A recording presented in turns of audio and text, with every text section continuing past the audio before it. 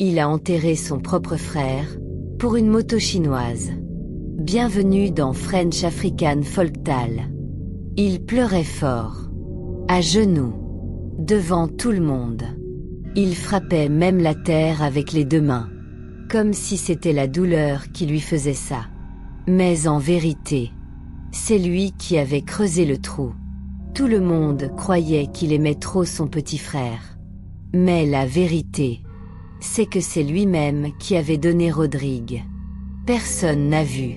Personne n'a entendu. Mais dans le monde invisible, le pacte était déjà signé. Et le plus triste, c'est que Rodrigue, lui, ne se doutait de rien. Il aimait son grand frère. Il l'appelait mon vieux.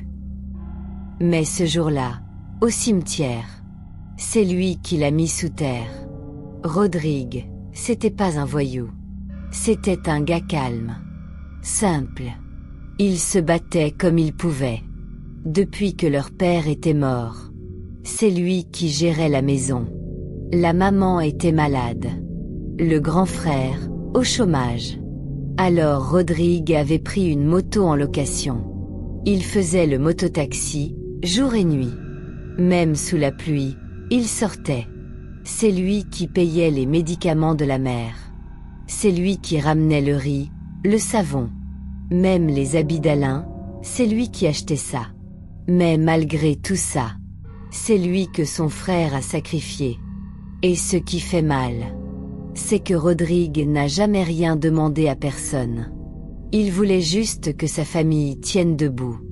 Alain, c'était l'aîné. Mais dans la maison, c'est comme si c'était Rodrigue le grand frère.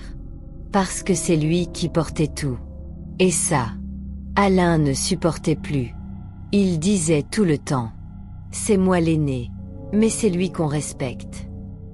Il voulait changer ça. Il voulait aussi rouler sa propre moto. Pas une moto en location. Une à lui. Même une moto chinoise. Ça lui suffisait. Il voulait sortir avec les filles du quartier. Briller un peu. Faire croire qu'il a de l'argent. Parce qu'il en avait marre de marcher. Un jour, un ancien ami l'a vu au carrefour. Il lui a dit une phrase qui a tout déclenché. « Tu veux réussir vite ? Faut seulement donner quelque chose. » Il n'a pas répondu tout de suite. Mais cette phrase, elle est restée dans sa tête. 2 jours plus tard, il a appelé ce même ami. Il lui a dit « Tu m'emmènes où tu es allé là ? Moi aussi je veux avancer. » Ils sont partis un soir. Discrètement. Direction Main-Beaumont. Quartier calme. Mais plein de choses cachées. Ils ont marché dans une ruelle sombre. Pas de lumière. Juste les aboiements des chiens au loin. Devant une maison en tôle, l'ami a tapé 3 fois. Pas fort. Juste 3 coups secs. Une vieille voix a répondu. « Entrez, si vous êtes prêts. » Alain a hésité. 1 seconde. Puis il est entré. Sans savoir que sa vie venait de basculer. Quand Alain est entré dans la pièce, il a directement senti quelque chose d'étrange. C'était pas une maison normale. Le sol était nu. Pas de carrelage. Juste de la terre battue. Sur les murs, il y avait des feuilles séchées, des calebasses, des plumes. Au fond, un vieux homme assis sur une natte. Peau sèche. Yeux rouges. Pieds nus. Il le regardait, sans cligner des yeux. Il n'a même pas dit bonjour. Il a juste demandé. « Tu veux la vitesse ou tu veux la paix ?» Alain ne comprenait pas trop. Mais son ami lui a soufflé. « Dis que tu veux la vitesse. » Alors Alain a répété. « Je veux la vitesse, papa. » Le vieux a hoché la tête. Puis il a pris un bol et l'a posé entre eux. Il a dit une phrase qu'Alain n'oubliera jamais. « Ici, rien n'est gratuit. Donne ce que tu aimes le plus. Et on te donnera ce que tu veux le plus. » Alain a baissé les yeux. Il n'a pas répondu tout de suite. Parce que dans sa tête, il pensait à l'argent. Il pensait à une moto neuve, à une chaîne en or, aux filles qu'il appellerait le boss. Mais il repensait aussi à sa mère malade, et surtout à Rodrigue, celui qui le nourrissait, qu'il appelait grand frère. Le vieux a répété, d'une voix plus grave: donne ce que tu aimes le plus, pas ce que tu détestes. Et c'est là qu'Alain a parlé. Une phrase courte, sèche, comme si elle sortait pas de sa bouche. Mon petit frère. Il réussit trop. Le vieux a souri. Il a ouvert une calebasse, pris une poudre noire, et lui a dit: répartis ça devant chez toi. 3 nuits. En silence. Ensuite il a dit une dernière chose. Ce que tu donnes, tu ne le reprends jamais. Cette nuit-là, Alain n'a pas dormi. Il est rentré doucement chez lui. Il regardait tout le monde comme si c'était la dernière fois. À minuit pile, il a pris la poudre noire. Il est sorti sans bruit, pieds nus. Devant la porte, il l'a versée. Une ligne droite, fine, silencieuse. Personne ne l'a vu. Même les chiens n'ont pas aboyé cette nuit-là. Il est retourné se coucher, mais son cœur battait fort. Très fort. Comme un tambour. Le lendemain matin, Rodrigue est sorti comme d'habitude. Il a marché sur la poudre, sans rien remarquer. Il a même salué Alain avant de monter sur sa moto. Alain l'a regardé partir. Et dans sa tête, il a juste murmuré: pardonne-moi si tu savais. C'était un mercredi. Le ciel était clair. Il n'y avait pas de signe. Rodrigue a pris sa moto comme d'habitude. Il a embrassé sa mère sur le front. Il a dit à Alain: aujourd'hui je fais double chiffre. J'ai un bon pressentiment. Et il est parti. Il n'est jamais revenu. À 11h, un appel est arrivé. Un accident. Pas très loin du carrefour Yassa. Moto écrasée. Corps allongé. Pas une goutte de sang. Mais, yeux fermés. Aucun mouvement.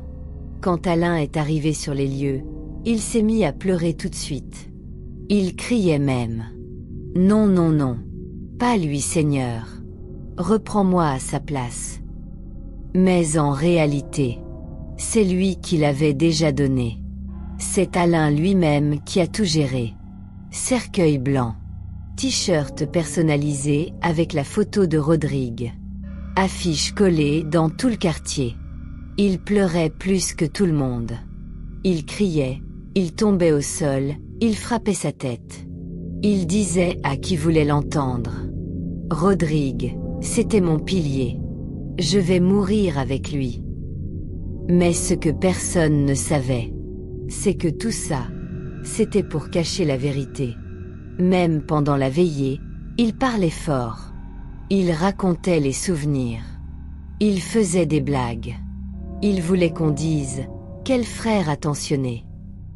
Mais dans la nuit, quelqu'un l'a entendu murmurer tout seul, assis dans l'ombre: j'espère qu'il me pardonne. J'espère qu'il me laisse tranquille. Une semaine après l'enterrement, Alain roulait déjà sur une moto neuve. Moto rouge. Chinoise. 0 km. Plaque encore emballée. Tout le quartier a vu. Il passait lentement devant les maisons.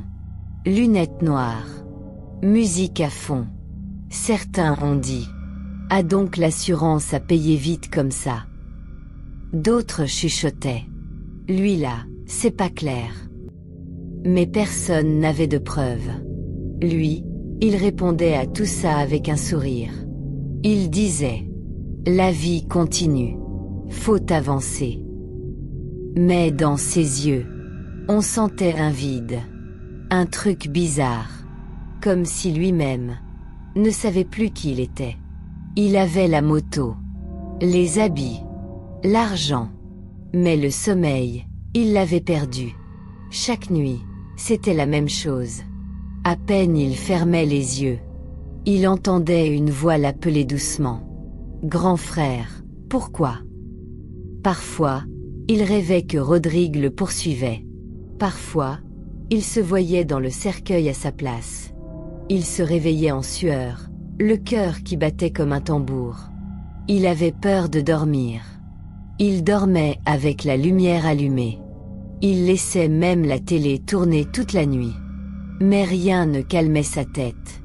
Même l'alcool, ça ne marchait plus. Parce qu'au fond de lui, il le savait. Ce qu'il avait fait ne s'effacerait jamais.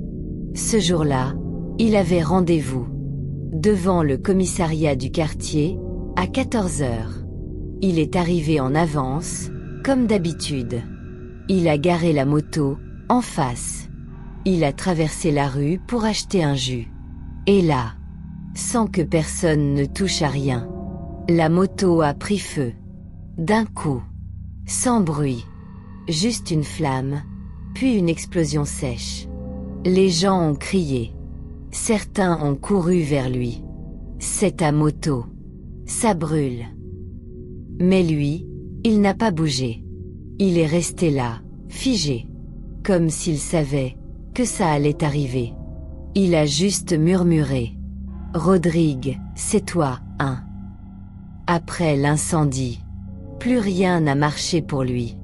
Il a essayé de louer une autre moto. Le moteur a calé dès le premier jour. Il a cherché du travail. Personne ne voulait de lui. Même ses anciens amis l'évitaient. Certains disaient « Ce gars-là, il est suivi. Faut pas s'asseoir à côté. » Il a dû quitter la maison familiale. Sa mère ne lui parlait plus. Elle le regardait juste. En silence. Il a fini chez un cousin, dans une petite chambre. Mais même là-bas, il faisait des cauchemars toutes les nuits. Et chaque matin, il se réveillait avec une seule phrase dans la tête. C'est moi qui l'ai donné. Des pasteurs sont venus prier pour lui. La mère avait appelé discrètement, en espérant une délivrance. Mais dès qu'ils ont commencé à prier, Alain a crié. Fort. Il s'est jeté au sol comme un animal. Il répétait toujours la même chose. C'est moi. C'est moi qui l'ai donné. Il ne reconnaissait plus personne. Même sa propre mère, il l'a traitée de sorcière. On l'a attachée. On l'a amené dans un centre de prière, loin. Il est resté là-bas 3 semaines.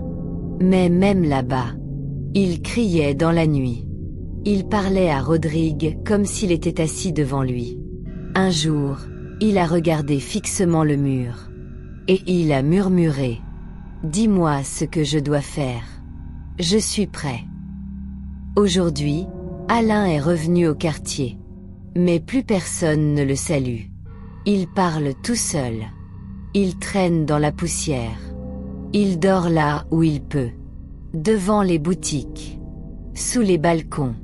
Les enfants ont peur de lui. Il se lève la nuit. Il parle au vent.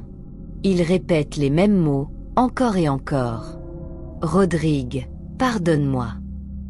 La mère, elle, a vieilli 10 ans d'un coup. Elle ne parle plus de ses enfants. Elle dit juste. J'en avais 2, maintenant j'ai plus rien.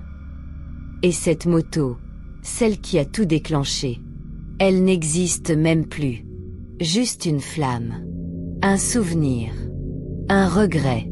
Et un homme perdu, qui a vendu son sang pour une gloire de 2 semaines. Quand tu vois quelqu'un briller du jour au lendemain, ne sois pas jaloux. Tu ne sais pas ce qu'il a sacrifié. Tu ne sais pas quel pacte il a signé dans l'ombre. Il y a des succès qui coûtent trop cher. Trop de jeunes veulent aller vite. Ils oublient que Dieu a son temps. Et que ce qui vient sans douleur, repart avec souffrance. Ne touche jamais à ce qui n'est pas à toi. Ne sacrifie jamais le sang d'un innocent pour avoir des choses qui ne durent pas. Parce que tôt ou tard, tu payeras. Et parfois, avec ta paix. Ou ta tête. Partage cette histoire à quelqu'un qui pense que l'argent facile n'a pas de prix. Abonne-toi si toi aussi tu crois que la vérité finit toujours par sortir. Dis-moi la vérité. Tu choisirais Dieu ou la vitesse?